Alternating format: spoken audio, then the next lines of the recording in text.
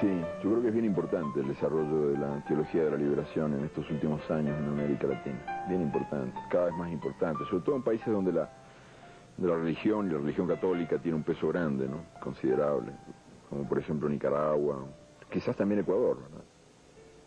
Brasil. Importa un poco menos en el Uruguay o en Cuba, porque son países con menos proporción de creyentes, con una proporción menor de creyentes, o por lo menos de creyentes en eso, ¿no? Pero sí que es bien importante y de algún modo reencuentra una tradición muy honda y que existe, te diría que desde siempre.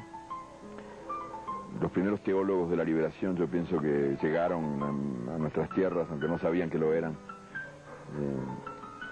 al mismo tiempo que llegaba la otra cruz, la que acompañó a la espada para bendecir sus crímenes. Es como algo así como la lucha de clases dentro de la iglesia, o como la iglesia reproduciendo en su seno las contradicciones de la sociedad donde actúa. Porque aquí también vinieron hombres como Bartolomé de las Casas, que llegó para hacerse rico y terminó viviendo al servicio de los pobres, o como Bernardino de Sahagún, que fue el primer antropólogo de América y el primero que rescató la memoria de los vencidos y que los amó y se identificó con ellos, o curas como Vasco de Quiroga, que vinieron a devolverle a América la utopía que había salido de aquí, ¿verdad? Fueron marineros de Américo Vespucio los que contaron las historias que Tomás Moro recogió y que sirvieron de base a su famosa obra.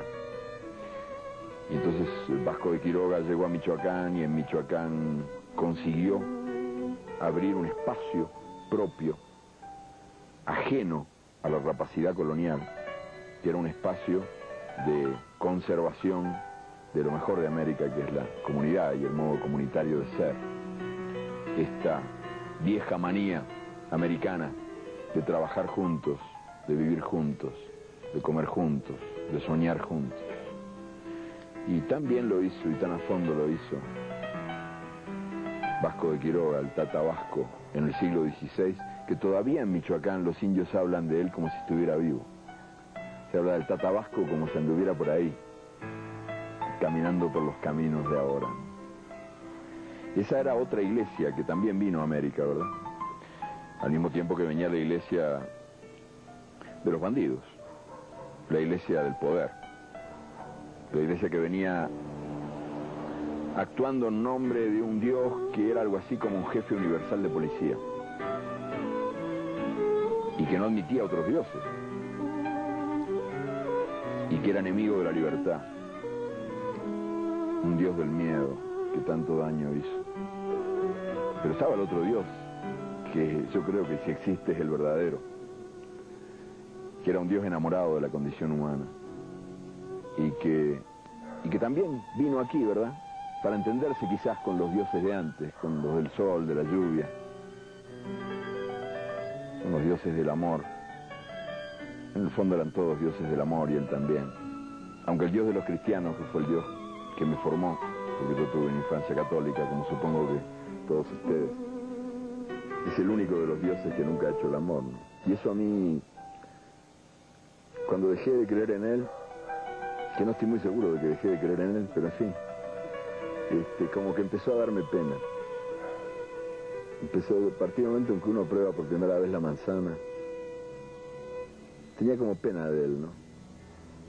Porque casi todos los dioses de casi todas las religiones hacen el amor, o por lo menos lo han hecho. Y tan solo ahí rodeado de angelitos que no lo entienden, me daba como pena, ¿no?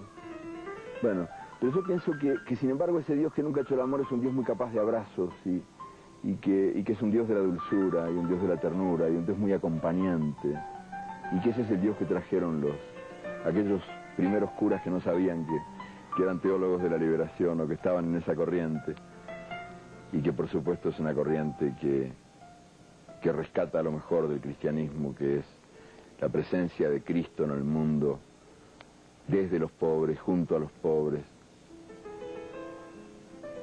la presencia redentora de Cristo en el mundo. Y así está la iglesia ahora.